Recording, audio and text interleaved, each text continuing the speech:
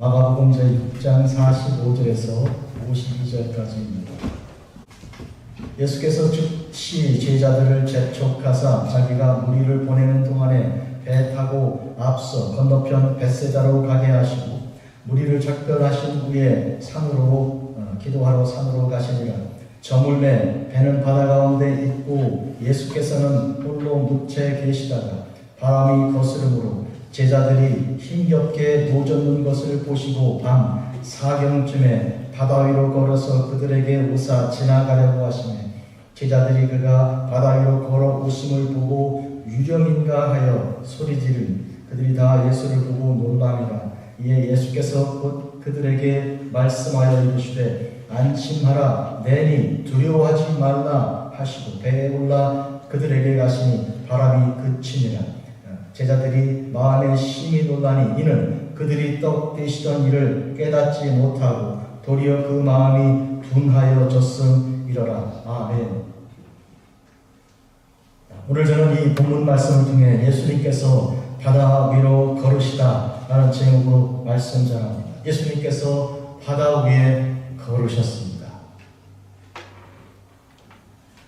이것은 굉장히 놀라운 사건인데 예수님께서 바다 위로 걸으신 이 사건은 네 복음서 중에서 세 복음서가 기록하고 있습니다. 오늘 읽은 마가복음 외에 마태복음 14장 22절에서 33절까지, 요한복음 제6장 15절에서 21절까지 기록되어 있습니다. 그런데 특히 기억해야 할 것은 물 위로 걸으신 이 사건은 바로 그 앞에 5,000명을 먹이신 사건에 이어 있다는 것입니다.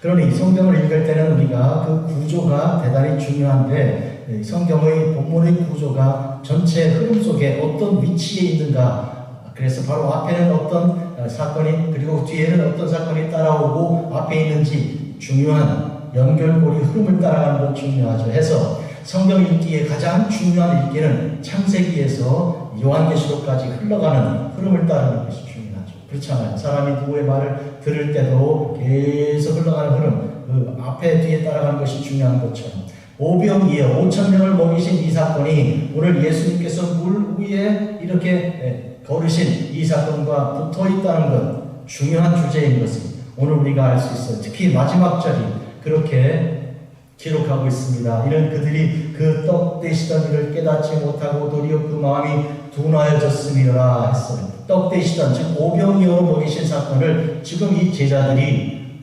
잊어버리고 있었고 마음이 둔하여져 있었기 때문에 주님께서 물 위로 걸으신 사건에 대하여 놀라고 그 뜻을 헤아리지 못했다. 그런 의미에서 지금 이 두 사건을 하나로 엮어내는 마지막 절 부분의 이 설명이 중요합니다.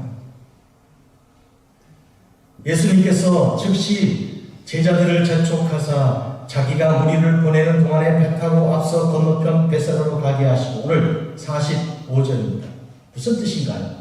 5,000명을 먹이셨을 때 사람들이 예수님을 왕으로 삼으려고 그랬어요. 이야, 이거 수지 맞았다. 이분이 임금님만 되면 우리는 먹을 걱정하들 거 없다. 아니, 오병이어로 이미 다 5,000명을 다 먹이시니까 임금님이 계속 다 먹여주실 거 아니냐. 왕 삼자! 이렇게 막 일어나고 있는 것이죠. 옛날부터 가나는 임금님도 나라님도 어쩌지 못한다고 해서 굉장히 심각한 주제인데 이 예수님이 왕만 되면 다 끝난 것이죠. 그런데 그때 주님께서 어떻게 하셨는가 오늘 본문에 즉시, 두 번 즉시가 나온 본문에 나오는데 첫 번째 이 즉시, immediately라는 말을 꼭 기억하셔야 돼요. 왜 즉시 이렇게 하셨을까요?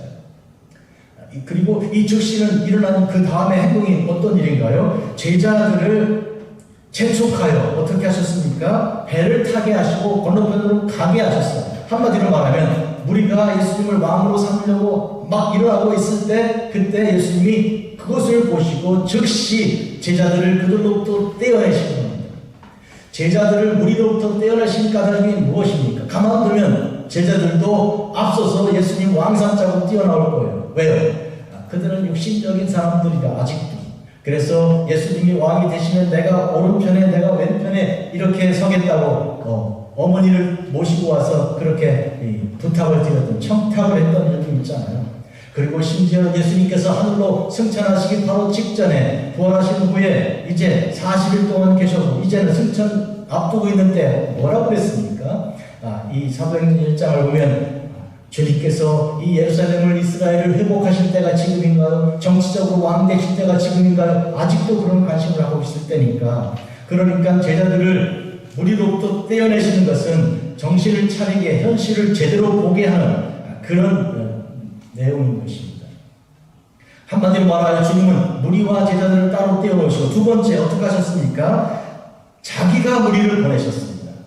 다시 말하면 자기가 예수님께서 나오셔서 무리들을 진정시키시고 무슨 소리 하는 거냐? 나는 그런 왕이 아니야 하고 실체를 보여주시기 위해서 어떻게 하셨습니까? 바로 당신 스스로가 무리로부터 떨어져서 산 위로 가셨습니다. 무리를 작별하신 후에 46절 기도하러 산으로 가십니다.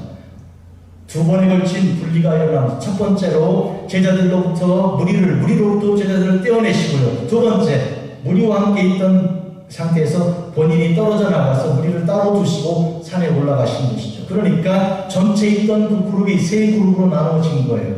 하나는 제자들을 배를 타고 보내시고 두 번째는 무리를 만나 진정시키고 본인이 떨어져 나가서 그리하여 무리와 제자와 예수님 자신 세 그룹으로 떨어져 나간 것이죠. 오해가 있고 그리하여 오해를 가지고 이렇게 예수님을 왕으로 삼으려고 하는 일을 막아내기 위하여 주님께서는 가만두지 아니하시고 분리를 시켜내시고 상황 파악을 하게 하신 것입니다. 그리하여 각각 자기 자리에 있게 하시고 예수님은 산에 제자들은 바다 위에 배 위에 그리고 무리들은 집으로 가게 하신 것이죠. 그리하여 거기서 그들이 생각하게 하시고 깨닫게 하신 것이죠. Separation, Placement, Rest, SPR 거기서도 나오는 거예요. 한마디로 이런 환란이 생겨 오해가 있고 막 이렇게 정치적으로 막 이런 일이 일어나고 있을 동안에 하나님의 창조 역사인 SPR이 역할을 하게 된 것입니다. 주님께서 지금 그와 같이 하고 계신 것이죠. 요한복음 6장 14절을 보면 무리들이 이 표적을 보고 말하되 이는 참으로 세상에 오신 그 선지자라 하고 요한복음 6장 15절 그들이 와서 예수님을 억지로 붙들어 임금으로 삼으려는 줄 주님께서 아시고 다시 혼자 산으로 가셨다. 요한복음에도 혼자 산으로 떠나신 이유에 대해서 말씀하고 있습니다. 자, 이제는 무리가 따로 떨어져 나갔고 그리고 제자들은 배 타고 바다 위에 베세다 지역으로 가고 있는데요. 날이 어두워졌습니다. 그리고 예수님께서 홀로 무태 즉 산에 계시다가 바람이 막 거세게 불고 풍랑이 막 일어나는 그런 상황에 제자들이 열심히 노를 젓는데 제대로 되지가 않는 거예요. 그때 그들은 시간이 언제였냐면 밤 4경이었어요. 그 시간이 밤 4경이라는 말은 단위가 3시간씩 끊어서 1, 2, 3, 4로 나눕니다. 낮도 4경, 밤도 4경 나눌 수 있는 거예요. 낮이면 6시, 오전 6시에서 오전 9시까지 제1경, 그리고 9시에서 12시까지 2경, 그리고 3경은 12시에서 오후 3시까지, 오후 3시에서 6시까지 1, 2, 3, 4 이렇게 나눠서 3시간씩 끊어요. 밤도 마찬가지. 밤 6시에서부터 시작해서 9시까지 밤 9시, 밤 9시에서 12시까지, 12시에서 3시, 3시에서 6시, 4경이면 몇 시예요? 3시에서 6시 밤. 이때가 언제입니까? 가장 깜깜한 때입니다. 해 뜨기 직전이 가장 어둡잖아요. 그리고 이때가 언제입니까? 가장 추울 때입니다. 마찬가지로 이 베이쪽과 마찬가지로 지중해성 기후라는 것이 하루의 기온차가 1년의 기온차가 더 심해요. 낮에는 뜨겁고 밤에는 엄청 춥잖아요. 지금 여기가 그렇습니다. 그 추운 때, 그 가장 어두운 때 그들은 파도와 싸우며 밤새 잠 못 자고 있었던 그런 상태였어요. 그때 주님께서 바다 위를 걸어서 그 배 쪽으로 오고 계셨습니다. 그러니 제자들이 바람이 막 일고 있고 그런데 주님께서 걸어오시는 걸 보고 유령이라고 귀신이라고 소리를 질렀습니다. 소리 질렀어요. 귀신이야 이렇게 외쳤죠. 그때 주님께서 어떻게 하셨습니까? 곧입니다. 두 번째 곧이 나옵니다. Immediately, the second one, 두 번째가 나오는 거예요. 이게 무슨 뜻이에요? 그들이 소리를 지르며 예수님을 귀신으로 생각하고 놀라는 것을 더 보고 싶지 않은, 시간을 더 연장하고 싶지 않으신 거예요. 즉시 마치 아이가 넘어졌을 때 어머니가 막 맨발로 뛰어달려가듯이 즉시 달려가잖아요. 그것처럼 주님께서 즉시 그들에게 말씀하십니다. 뭐예요? 안심하라, 나다, 두려워하지 마. 이 말씀하십니다. 안심해라. 나다. 두려워하지 마라. 이 말씀을 하시고 배에 오르시니 즉시 어떤 일이 벌어졌습니까? 바람이 그치고 제자들은 마음에 심히 놀랐습니다. 심히 놀랐습니다. 바람이 그치고 이제 잔잔해졌는데 왜 계속 놀랐는가? 이제는 기뻐하고 이제는 감사하고 해야 될 시간인데 계속 놀라는 까닭이 뭐예요? 마지막 절. 그들이 떡대시던 일을 깨닫지 못하고 마음이 둔하여져서, 그래서 주님께서 떡대시던 때 당신의 몸을 그리고 당신의 피를 허락해 모든 사람을 먹이시고 남게 하신 그 놀라우신 그 영적인 주님의 그 사건을 그들은 육신의 일로만 알고 있었기 때문에 그걸 알지 못함으로 지금 이 바람을 잔잔케 하시며 물 위를 걸어오신 사건을 역시 또 오해하고 있었어요. 첫 단추를 잘못 깬 것이죠. 여기서 우리는 기억해야 합니다. 그들은 예수님을 물 위에 걸어오시는 예수님을 귀신이다 생각하고 소리를 질렀고, 그리고 주님께서 배 위에 들어오셔서 물을 잔잔케 하신 이후에도 깨닫지 못하고 그냥 놀라고만 있었던 것을 오늘 여기서 우리가 알 수 있습니다. 잘 들어보십시오. 주님께서 물 위로 걸어오신 사건은 어마어마하게 중요한 사건입니다. 저는 오늘 목회 기도 때 창세기 1장 1, 2, 3절을 읽었습니다. 태초에 하나님이 천지를 창조하시니라. 땅이 혼돈하고 공허하며 흑암이 깊은 위에 있고, 그리고 2절 후반부에 하나님의 신은 수면 위에 운행하시니라. 수면은 물 위입니다. 물 위에 하나님의 신이 성령께서 걸어 다니시는 것이죠. 자, 움직이신 것이죠. 자, 운행하시니라, 이 단어의 중요성에 대해서 오늘 이제 제가 말씀을 드립니다. 이 운행하신다는 말은 히브리어로 라카프라고 하는 말인데, 이 라카프는 히브리어 성경, 구약 성경 전체에서 딱 3번 사용됩니다. 상상이 되십니까? 아주 많이 쓰이지 않은 단어예요. 딱 3번 사용되는데 이렇게 운행하시니라, 움직이는 걸 말합니다. 그런데 그냥 움직이는 게 아니고 독수리가 날아갈 때만 움직이는 걸 말해요. 한마디로 말하면 어떤 비행기가 움직이는 것도 아니고, 곤충이 이 나비나 이런 파리가 움직이는 것도 아니고, 꼭 독수리가 움직일 때만 라카프라는 단어가 쓰이는 것이고요. 다음에 독수리가 움직일 때도 여러 가지 움직임이 있어요. 독수리가 쌩하게 날아서 사냥하려고 이렇게 낚아채려고 들어갈 때 나르는 그것 라카프 아닙니다. 꼭 새끼를 돌보려고, 새끼를 보호하기 위하여 이렇게 날개를 펼치고 바다 떨어지는 새끼를 받고 이렇게 할 때만 쓰인 단어가 라카프예요. 그러니까 독수리가 날아가는 방법이 여러 가지가 있잖아요. 셀 수 없이 많이 있는 중에 꼭 새끼와 관련해서 새끼를 돌보기 위한 때 라카프가 쓰이는 거예요. 그러니까 오늘 창세기 1장 2절 후반부에 하나님의 신이, 즉 성령께서 수면 위에 어떻게 하시니라? 라카프 하시니라. 뭐 하는 것처럼? 독수리가 새끼를 보호하는 것처럼 그렇게 날고 계셨다.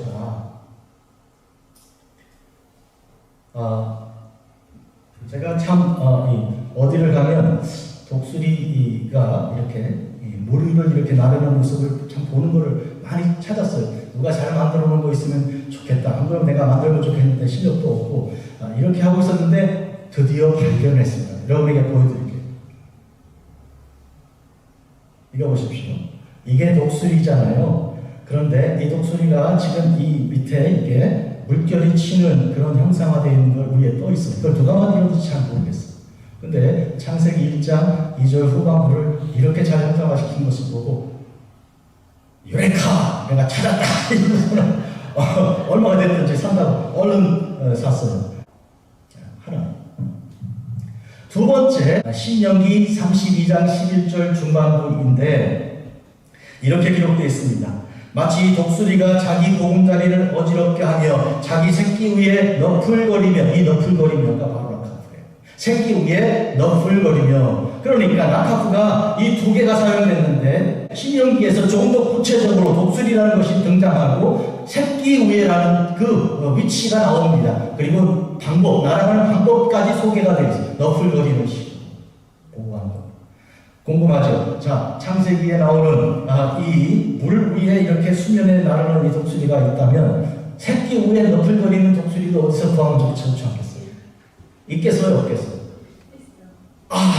벌써 보신 분들은 아는 거예요. 여기 있다는 거. 읽으십시오. 자, 이 독수리가요, 이 밑에 여기 둥지 생기 있잖아요. 여기 하나는 알이고 하나는 아직 알에서 안 나왔어요. 알에서 나왔고 하나는 알이고요. 이 위에 지금 이렇게 너풀거리고 있잖아요. 지금 이게 이 모습. 그러면 이게 어떤 모습인가 하면 이것은 하나님께서 이스라엘을 애굽에서 구원해내실 때 그렇게 하였다고 신명기에 기록하신 거예요. 그래서 다시 말하면 마치 독수리가 자기 보금자리를 어지럽게 하며 새끼 위에 너풀거리며 그 날개를 펴서 새끼를 받으며 그 날개 위에 그것을 엎는 것 같이 여호와께서 그를 인도하셨고 함께한 다른 신이 없었다. 하나님께서 어디서 인도해? 애굽 땅에서 하나님의 산 신의 산까지 인도하시고 가나안 땅까지 인도하시는 독수리 날개로 새끼를 그렇게 한 거죠. 이것은 출애굽기 19장 1, 2, 3절에도 나오는 말씀. 너희는 내가 독수리 날개로 업어서 그 땅 애굽 땅에서 여기 시내산까지 인도한 것을 너희들이 보았다고. 출애굽기 19장에 기록된 독수리가 그렇게 중요한 동기로 묘사가 되는 것이죠. 성도 여러분, 저는 오늘 여기서 예수님께서 물 위로 걸으신 이 사건은 성삼위일체 제2격인 예수님께서 바로 창조주 하나님께서 성령께서 창조하실 때 물 위를 걸으셨던 그때 모습과 또 이스라엘을 애굽에서 구원하여 이제 그 죽음의 자리에서 끌어내서 하나님의 산 신의 산까지 인도하신 그 독수리가 날개친 날개로 오는 그와 같은 그 모습 속에 있는 것처럼 주님께서 지금 물 위를 걸으셔서 오시는 것을 여러분에게 말씀드립니다. 한마디로 말하면 지금 물 위를 걸으신 주님께서는 바로 창세기와 신명기에 있는 두 하나님의 그 모습이 지금 형상화가 되어서 그렇게 나오고 계신 것이죠. 그리고 중요한 것은 나다라고 말씀하여 안심하라 두려워하지 마라 이렇게 하신 그 나다라는 그 신적인 선포에 대해서 말씀드려요. It is me 라든지 It is I 혹은 I am 이라고 번역할 수 있는 이 본문 내용 나다라고 말씀하시는 것은 이것은 바로 하나님께서 시내산에서 모세를 부르셨을 때 그때 모세에게 너 애굽에 가서 이스라엘을 구원하라 내가 너와 함께 하겠다. 이스라엘을 애굽 땅에서 이제는 구원받아 내가 약속한 조상들에게 주기로 약속한 아브라함과 이삭과 야곱에게 약속한 땅으로 갈 것이다. 이렇게 말씀하셨잖아요. 그때 모세가 하나님 제가 애굽에 들어가서 이스라엘에게 말할 때 애굽에 있는 이스라엘 사람들이 그 하나님의 이름이 뭐냐고 물을 때 뭐라고 대답할까요? 이렇게 간접적으로 하나님 당신의 이름이 뭔가요? 이렇게 여쭈었어요. 간접적으로 여쭌 그 질문에 대하여 하나님께서는 뭐라고 대답하셨는가 하면 에흐에 아시아리에 즉 나는 곧 나다 이렇게 대답하셨어요. 나는 곧 나다라고 할 때 I am 하신 그게 바로 오늘 주님 예수님께서 I am 헬라어로 에고 에이미 하신 것과 일치하는 내용이에요. 이 세상 그 누구도 하나님 아니고 신적인 본능을 가지신 하나님 말고 누구든지 나다라고 말할 수 있는 자가 없는 거예요. 나다라고 하는 것은 그게 무슨 뜻인가 하면 이와 같이 이 세상을 창조하신 하나님이라는 뜻을 말하는 거예요. 나다라는 말 속에 무슨 뜻이 있는지 아십니까? 나는 누구든지 나를 만들어낸 우상이 아니라는 뜻이에요. 누가 나를 만든 것이 아니라 나는 스스로 있는 자다 그런 뜻이에요. 그러므로 나는 누구다? 창조주다. 세상을 창조한 스스로 있는 하나님이다 그런 뜻입니다. 바로 그때 주님께서 하나님께서 말씀하십니다. 가서 이스라엘 사람에게 말하기를 I am이 내가 나다가 너를 보낸다고 이야기하라. 나다가 보낸다. 그래서 모세가 이스라엘 사람들에게 가서 바로 나다가 나를 보냈습니다 라고 말할 때 I am이 보냈다고 한 게 아니고 He is 그분께서 그분이라고 말씀하신 그분이 보냈다고 할 때 그 He is라고 하는 것이 여호와예요. 그러니까 우리가 아는 여호와 혹은 야훼 혹은 이 야훼라는 그 하나님의 이름이란도 그분이 그 He is 그런 뜻이에요. 한마디로 말하면 그분은 창조주이신데 창조주께서 나를 보내셨습니다. 구원의 자리에 이스라엘은 구원을 기다리고 있었습니다. 지금 죽을 가운데서 고통 가운데 울부짖은 거예요. 아들을 낳으면 이제 강물에 던져 나일 강물에 던져 죽여야 되잖아요. 그런 가운데 있으니 이 종족이 사라지는 것은 시간 문제죠. 그리고 밤낮으로 강제 노동을 당하니까 살 수가 없는 거예요. 죽을 지경인 거예요. 그런 가운데 부르짖었습니다. 여기는 죽음의 자리, 여기 더 있다가는 다 망하는 자리 아닙니까? 그런데 주님께서 이제 모세를 보내시고 구원하시는데 그 구원하시는 주님은 어떤 분이라고 스스로 말씀하시는 거예요? 나는 창조주다, 그렇게 말씀하시는 것이죠. 자, 그러면 천지를 창조하신 창세기 1장에서 2장까지 창조 이야기는 누가 기록했습니까? 명령을 누가 받았습니까? 기록하라고. 모세가 기록한 것이죠. 그리고 그걸 누구에게 가르친 말씀입니까? 이스라엘에게 가르쳤어요. 이스라엘이 언제? 바로 이와 같이 애굽에서 고통스러워하며 죽음을 방불한 고통 가운데 부르짖는 자들에게 말하는 거예요. 그때 태초에 하나님이 천지를 창조하셨습니다 라고 이렇게 세상 이 애굽에 있는 이스라엘에게 증거하는 것이죠.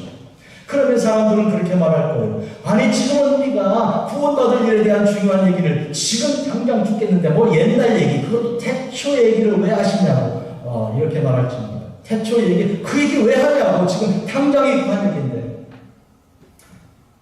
어떻게 생각하십니까? 지금 예를 들어서 뭐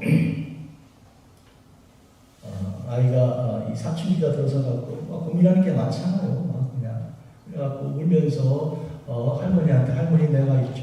사이가 좋은 경우는 그렇게 하죠.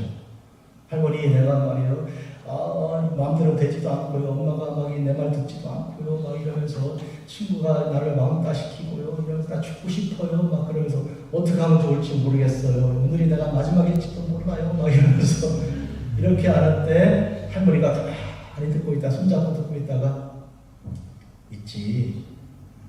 할머니가 어렸을 때 말이야. 할머니 어렸을 때 옛날 얘기 말고요. 내 얘기 들어주세요. 나 지금 얘기하려고 그러는 거예요. 이렇게 얘기하잖아요. 근데 그때 말이야, 할머니가 어렸을 때 할머니에게 어머니가 계셨거든. 이러면서 얘기를 하는 거예요. 그러면 애가 그게 왜 나한테 지금 중요해? So what? 그런데 뭐예요? 이렇게 하다가 할머니가 눈물을 두고 또 그러면 너처럼 할머니도 괴로웠단다. 그럴 때가 있었는데 이러면서 얘기할 때 애가 빠져들어가면서 할머니 얘기 듣다가 그 얘기 속에서 자기 문제가 해결되는 걸 발견하죠. 그 할머니의 과거 얘기가 오늘 자기 현실이 되는 어마어마한 변화 속에서 그들은 이제 새로운 걸 발견하잖아요. 이스라엘이 지금 구원받아야 되는 그 사건은 태초부터 창조하신 그 하나님께서 능력을 가지고 그 계획을 가지고 이스라엘을 보라는 다른 신은 없어요. 다른 누가 할 수 있는 것이 아닙니다. 이것을 선포하기 위해서 구원의 자리에서, 구원을 바라는 간절한 자리에서 하나님께서는 이 창조를, 새 창조를 선포하는, 모든 구원은 새 창조입니다. 이거 아니면 모든 구원은 다 땜빵이고 임시 방편입니다. 제가 감옥에서 이 성경 말씀을 가르치는 세미나를 인도하는데 많은 사람들이 그래요. 내가 얼마나 큰 죄를 지었는지, 내가 얼마나 소망이 없는지 이제 안다면 그런 소리는 못할 거라고. 쉽게 뭐 구원받고 어떻게, 나는 믿지 않는다. 그러나 제가 이 창조주 하나님께서 내가 너를 새로 만든다, 그냥 구원이 아니고 끌어내는 것이 아니라 너를 완전히 다시 만든다. 다시 만들기 위해서는 뭐가 필요하냐? 죽음이 필요한 거야. 죽었다가 사는 게 다시 만드는 거야. 이게 모르겠냐? 너는 오늘 이 시간 하나님 말씀으로 죽는 거야. 그럼 내가 여기서 죽어요? 죽지. 그럼 어떻게 죽는데요? 예수님이 너 대신 죽은 거야. 지금 이 시간. 지금 이 시간 너를 위해 대신 죽으시고 너를 새로 만드신다. 재창조다. 이렇게 말하여 사람들이 깜짝 놀라면서 그렇다면 소망이 있습니다. 나는 예수님 안에 내가 발견된다면 나는 살 수 있겠습니다 하고 삶이 뒤바뀌는 것을 느낄 수 있는 거예요. 여러분이 그와 같다면 여러분과 함께 살아가는 여러분의 사람의 모든 부분도 같죠. 여러분이 이 문제는 내가 풀지 못하겠다. 아니면 내가 이 사람의 문제는 너무 고통스럽다. 이렇게 말할 때도 하나님이 나를 새롭게 창조하시는 것처럼 그 사람도 새롭게 창조하실 수 있는 창조주라는 것을 오늘 우리가 인정해야 되는 것이죠. 그것이 오늘 이 사건이에요. 한마디로 말하면 하나님은 예수 그리스도 안에서 우리를 구원하러 오신 거예요. 예수님은 그 이름이 구원입니다. 그렇잖아요? 예수 구원이라는 뜻이에요. 그런데 예수님이 하신 그 모든 구원 사역의 내용은 다 무엇입니까? 다 새 창조입니다. 모든 죽은 사람을 살려내시고요. 그리고 병자를 고치고 죄인을 살려내시는 그 모든 일들은 다 주님께서 다시 죽음에서 건져내신 새로운 창조를 하시는 것이죠. 1절에 말씀드렸는데 예수님께서 시각을 잃은 사람을 고치게 땅에 침을 뱉으시고 진흙을 이겨가지고 분에 받으셨다. 의사 장로님들이 그러더라고요. 다른 거는 이해가 되는데 이건 이해가 안 된다고. 그때 제가 말씀드렸어요. 하나님 우리를 어떻게 만드셨습니까? 진흙을 이겨서 만드시지 않았습니까? 지금 주님께서 진흙을 이겨 당신께서 창조주이심을 말씀하시는 것이죠. 오늘 우리가 마치 의사가 하듯이 삶을 조금 연장시켜주는 거 말이죠. 그거를 우리가 예수님의 부분이라고 생각하면 곤란해요. 그건 아닙니다. 완전히 새로 만드는 거예요. 새로 만들기 위해서는 무엇이 필요합니까? 새로 나기 위해서는 무엇이 필요합니까? 죽음이 필요하죠. 그런데 그 죽음을 주님께서 당신이 죽으시고 우리를 구속하신 거예요. 우리는 죽을 필요 없지만 그러나 우리는 예수님 안에서 죽은 거죠. 나의 과거에 대하여 나의 죄에 대해서 나는 죽은 거죠. 그 다음에 주님께서 나를 살리신 것이죠. 지금 주님께서 바다 위를 걸어오시면서 나다라고 말씀하실 때는 창조주 하나님이심을 드러내고 지금 하시는 일이 뭐라고요? 빛이 있으라부터 시작하여 창조가 바로 시작되는 것이죠. 그래서 지금 무슨 일이 일어났습니까? 바람과 풍랑이 잔잔하게 됐잖아요. 여러분, 바람과 풍랑이 막 일어나던 그때가 창조 전의 사건입니다. 땅이 혼돈하고 공허하며 흑암이 깊은 위에 있었다. 그것이 창조 전이죠. 그런데 하나님의 신이 수면 위에 운행하시면서 어떻게 해요? 빛이 있으라. 그리고 물이 갈라지고 그리고 이제 육체가 올라오고 이런 역사가 창조 안에서 일어난 거 아닙니까? 마찬가지로 오늘 우리 인생에 복잡하고 다단한 인생, 마치 풍랑이 일어나고 있는 나의 삶의 그 모습 똑같은 것이죠. 그런 삶의 모습 속에 주님께서 나를 찾아오십니다. 물 위를 걸어서 오십니다. 나한테. 그리고 주께서 두려워 떠는 나를 나다라고 말씀하여 내가 누구인지 예수 그리스도 하나님의 아들 성삼일체 하나님이신 것을 드러내 보십니다. 우리가 안심할 수 있고 우리가 두려워하지 않을 수 있는 것은 나다라고 말씀하신 분이 저분이 주님이신 줄 알아야 되는 거예요. 주님이신 줄 내가 들었다고 해서 다 아는 게 아니라 주님이 주님이신 줄 알아야 되는 거예요. 나다라고 했는데도 불구하고 이들은 아직도 모르고 연명하고 두려워하고 있다면, 그리고 저분이 누군데 어떻게 바람을 잔잔하게 하는 거지? 하고 의심을 아직도 가지고 있다면 아직도 주님을 모르는 것이죠. 우리는 주님을 아는 그 순간, 알 때, 주님을 영접할 때, 그때에 비로소 우리는 주님의 창조 안에 들어와서 우리가 구원받는 은혜가 있게 되는 것이. 그러므로 제일 중요한 것은, 우리의 구원에서 제일 중요한 주제는, 내가 구원받는 일의 가장 중요한 주제는 어떤 일입니까? 나다라고 계시하시는 주님을 내가 아는 거죠. 당신이 주님이십니까? 주님 맞습니까? 내가 믿습니다 하고 고백하는 이것입니다, 여러분. 다른 복음서에는 이 베드로 사건이 나오는데 오늘 여기 본문에 들어있지 않아요. 베드로가 주님 정말로 주님이십니까? 나다라고 말씀하신 주님 앞에 진짜로 주님이십니까? 그렇다면 제가 물 위로 뛰어 당신에게 가게 해주십시오. 그렇죠. 그랬더니 주님께서 오라 그러시죠.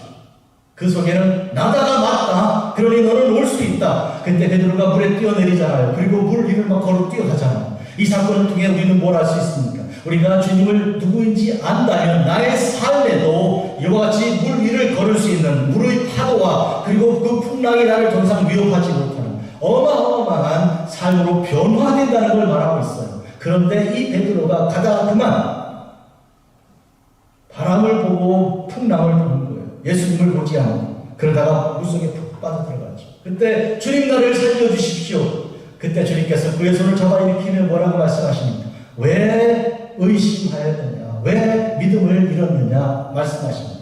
오늘 우리가 세상을 보고 물결을 볼 때 주님을 보지 않을 경우에 우리는 잃어버린 그런 의미에서 우리는 나다라고 말씀하시는 주님을 어떻게 해야 됩니까? 그분에게 우리의 눈길을 완전히 고정시켜야 되는 거예요. 그래서 히브리서 12장 2절은 이렇게 기록합니다. 믿음의 중요 또 온전케 하시는 이 예수를 바라보라. Let us fix our eyes upon Jesus, the author and perfecter of our faith. 우리의 믿음을 창조하시고 그리고 믿음을 온전케 하시는 예수님을 바라보라. 눈을 거기에 고정시켜라.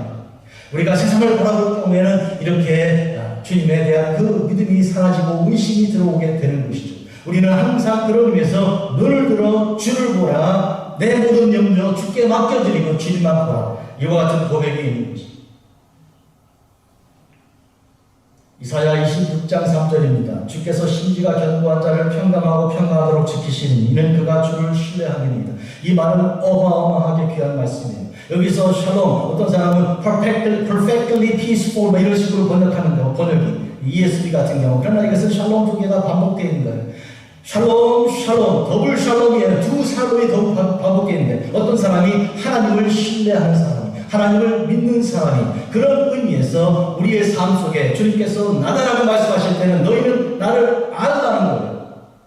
그것이 제일 중요한 주제라는 거예요. 그것을 지금 가르쳐주고 계신 것입니다. 예수님께서 부활하셨나요? 제자들은 아직도 주님이 부활하신 줄을 모르고 두려워 떨고 문을 걸어 잠그고 있었습니다. 그때 주님께서 그들 가운데 서서 뭐라고 말씀하십니까? 나타나셔서 너희들에게 평강이 있을지어다. 주님 나타나셔서 너희들에게 평강이 있을지어다. 이렇게 말씀하시고 당신 자신을 보여주십니다. 이 말씀을 하시고 요한복음 20장 20절 바로 잘 들어보십시오. 손도 보여주시고 옆구리를 보여주셨습니다. 동화에게만 보여주신 것이 아니라 다 보여주신 거예요. 무슨 뜻이에요? 나다, 내가 누구다라고 계시하는 일에 주님은 제한을 두지 않으시는 거예요. 주님께서는 당신의 모든 것을 다 보여주어 우리가 믿음을 가지게 되는 것을 진심으로 원하시고 계시는 것이죠. 사랑하는 성도 여러분, 여태까지 여러분의 삶 속에 주님께서는 당신의 모든 것을 보여주시고 들려주시고 그리고 느끼게 해주시고 그리고 함께 동행하여 주심으로 날마다 기적을 경험하게 하여 주셨습니다. 주님이 가장 원하시는 것은 내가 누군지를 알라는 것이고요. 그리고 내가 너와 함께 있는 것은 너를 믿으라는 것이고 그렇기 때문에 두려워하지 말라는 것이죠. 한데 여러분들은 보았으면서도 불구하고 눈이 감겨있었고 들었음에도 불구하고 귀가 막혀있었고 마음으로 느끼지 못하고 목이 고등자가 되었다면 이 도대체 애굽왕 바로와 뭐가 다릅니까? 바로에게 10가지 재앙을 통해 하나님 살아계신 것을 보이고 보여주셨 느끼게 해주셨는데 계속하여 거부한다면 그에게는 멸망밖에 무엇이 준비되어 있습니까? 오늘 우리는 그런 의미에서 우리 주님께서 진심으로 원하시는 것은 바다 위를 걸어 나에게 오신다는 것, 먼데 가시는 것이 아니라 그리고 나에게 당신을 보여주신다는 것이고 우리에게 안심하라, 두려워하지 말라 이렇게 말씀하시는 것이죠. 예수님께서 당신이 누군지를 안다는 것이 얼마나 중요한 일인가에 관심을 가지고 사람들은 나를 누구라 하느냐고 물으셨어요. 그 정답이 나오지 않았어요. 그때 주님께서 마태복음 16장 15절 그러면 너희는 나를 누구라고 하느냐? But who do you think that I am? 이건 굉장히 중요한 관심. 주님은 지금도 여러분에게 관심. 가만, 넌 나를 누구라고 생각해? Come on, how are you? Who do you think I am? 이거는 주님의 굉장히 중요한 관심이에요. 이걸 우리가 알도록 하기 위해 주님은 당신을 계속하여 보여주시는 것이죠. 잘못 알고 있을 경우에 세상의 왕인 줄 알고 생각하고 이제 내가 예수 믿으면 부자가 되는 줄 생각하고 내가 예수 믿으면 건강하고 세상이 잘 되는 줄 생각하고 이렇게 생각하는 것이 아니고 주님께서 나를 온전히 구속하기 위해 십자가를 지신 그 주님, 그를 주님 따르는 것을 우리가 안다는 것은 대단히 중요한 일이고 삶의 모습이 우리 삶이 완전히 달라지는 것입니다. 여러분, 하나님께서는 우리가 진실로 예수님 누군지를 알기를 원하고 그리고 그 예수님을 믿기를 원하십니다. 디모데전서 2장 4절 하나님은 모든 사람이 구원을 받으며 진리를 아는 데 이르기를 원하십니다. 하나님이 원하시는 것인 거예요. 하나님은 진실로 원하는 것이 모든 사람이 여러분만 아니라 모든 사람이 구원을 받기를 원하시고 진리를 알기를 원하십니다. 그러므로 여러분을 이렇게 부르셨으면 여러분이 나가서 하나님을 증거하는 하나님 원하시는 일을 하도록 그렇게 부르신 것이죠. 모든 성경은 하나님의 감동으로 된 것이고 교훈과 책망과 바르게 함과 의로운 교육하게 유익하니 이는 하나님의 사람을 온전하게 하며 모든 선한 일을 행할 능력을 갖추게 하려니라. 하나님 말씀이 우리에게 이렇게 주어지셔서 말씀으로 우리가 하나님을 알게 하는 것이죠. 오늘 저녁 2시에 우리 영어팀 칼빈을 읽잖아요. 챕터 6 주제가 이거예요. 하나님 말씀의 그 뜻이 무엇이냐? 말씀으로 하나님은 우리를 당신에게 어떻게 계시하고 계신가? 당신은 우리에게 어떻게 보여주고 계신가에 대한 대단히 중요한 주제를 말하고 있는 것이죠. 이사야 43장은 이렇게 기록하고 있습니다. 내가 물 가운데로 지날 때 내가 너와 함께 할 것이라. 강을 건널 때 물이 너를 침몰하지 못할 것이니 내가 불 가운데 지날 때 타지도 아니할 것이요 불꽃이 너를 사르지도 못할 것이다.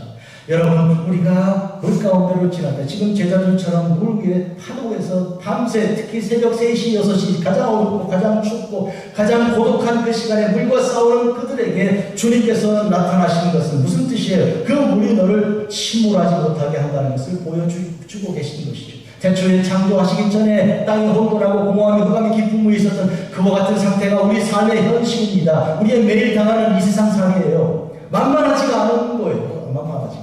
그런데 주님께서 그 물 위에 걸으심으로 우리에게 오신 것이고, 그리고 당신 누군지를 보여주시고, 태초에 하셨던 그 일을 오늘 우리에게 하시는 것이고, 애굽 사람 가운데 구원하셨던, 이스라엘을 구원하셨던 바로 그 일대로 오늘 우리에게 역사하시는 분이신 줄 우리가 믿습니다.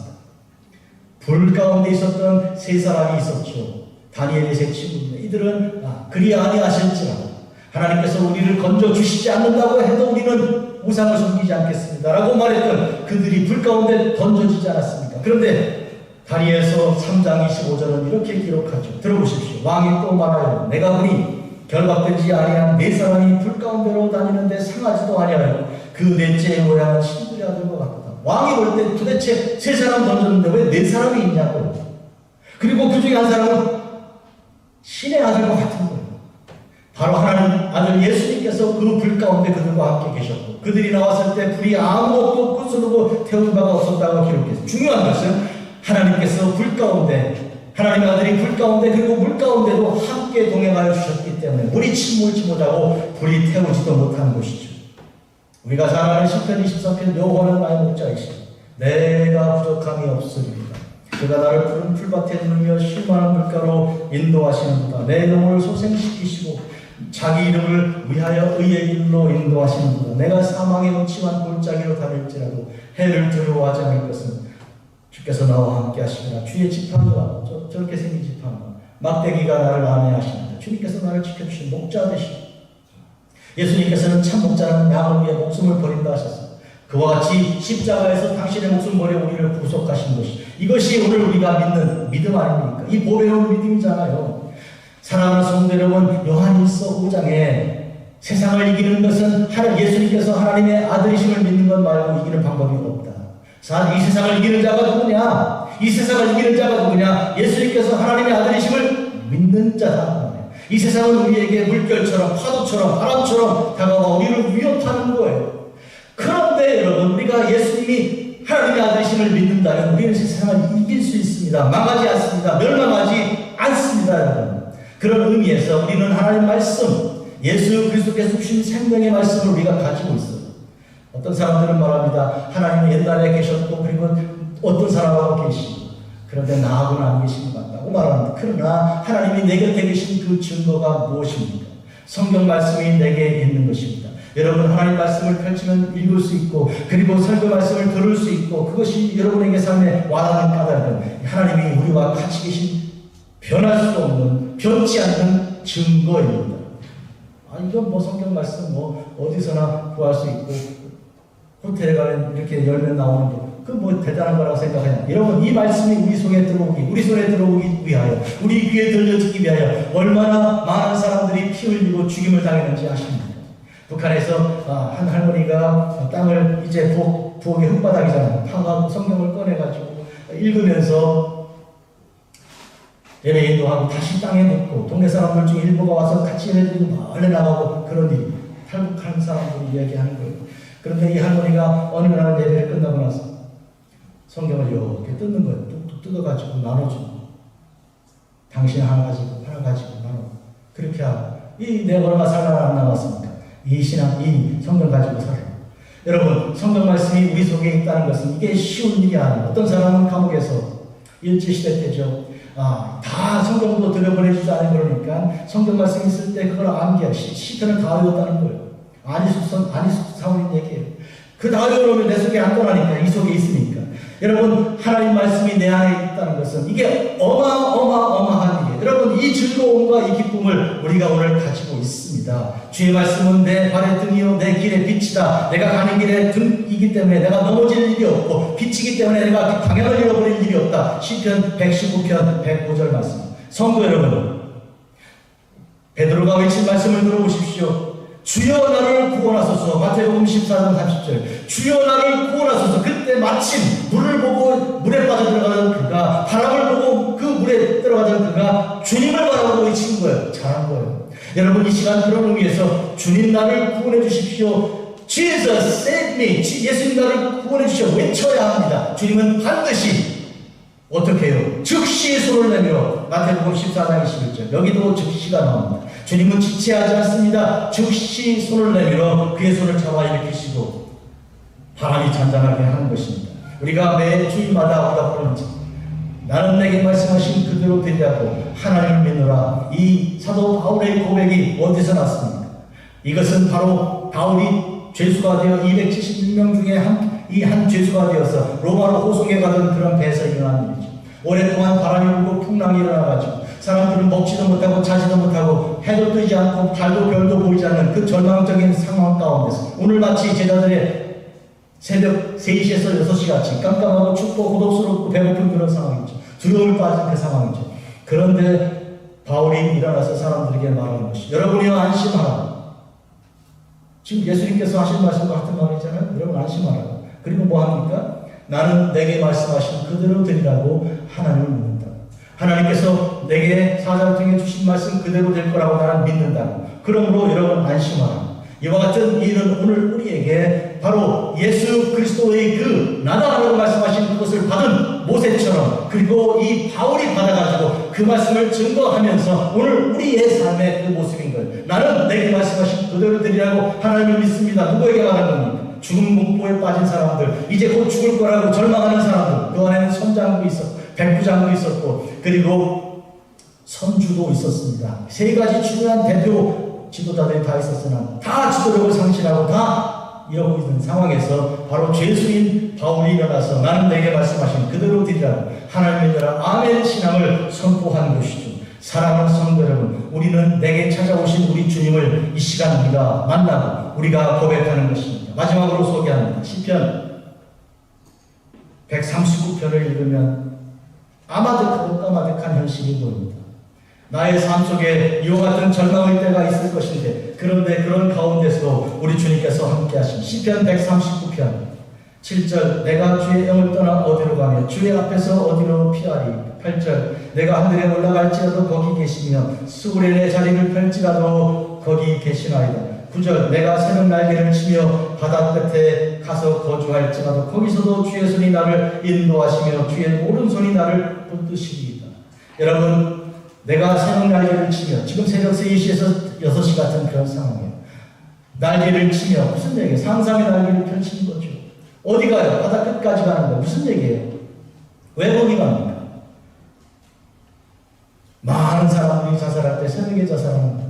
밤새 고민하다가 그 새벽에 날이 새기 전에 결정하자고. 이런 절망의 자리에 보니 주님이 거기 계십니다. 그런 의미에서 오늘 주님께서 나와 함께 계신 이 놀라우신 이 사건을 경험하는 그 새벽 날개를 치고 바다 끝에 갔던 우리 인생의 그 모든 절망적인 상황에서 주님께서 우리에게 나타나셔서 무리를 걸어 절망의 자리를, 혼돈을, 그리고 공허함을, 그리고 흑암 구위를 걸어 내게 오시며 뭐라고 말씀하십니까? 에고 에이미 나다 라고 말씀합니다. 그것을 우리가 몰랐던 것이죠. 여태까지 우리가 몰라 절망했던 가장 중요한 것은 주님께서 지금 내 곁에 오셔서 나다라고 말씀하시는 그 목소리를 우리가 몰랐던 것이고, 그분이 누군지를 몰랐던 것이고, 그분을 유령이라고 생각하고 착각한 것이죠. 이것이 우리에게 문제였습니다. 그것만 해결된다면 오늘 우리의 삶에 제일 중요한 일 다 풀리는 것이죠. 두려움도 없고 염려도 없고 근심도 없는 것입니다. 얼마나 많은 사람들이 대체물을 찾습니까? 예수님이 대신할 것, 그래서 돈을 찾고 권력을 찾고 건강을 찾고 친구들을 찾는 거 아니에요. 인맥을 쌓겠다 그러는 거 아니에요. 그러나 여러분, 예수님은 누구로도 대체할 수 없는 분입니다. 믿으십니까?